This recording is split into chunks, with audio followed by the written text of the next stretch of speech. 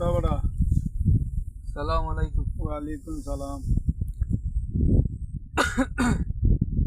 কিরা ওটা তোমরা গ্রামে কোনো লজিং টজিং আছে নি রে বাপ? কিতা করতাই? লজিং তো থাকলাম নে।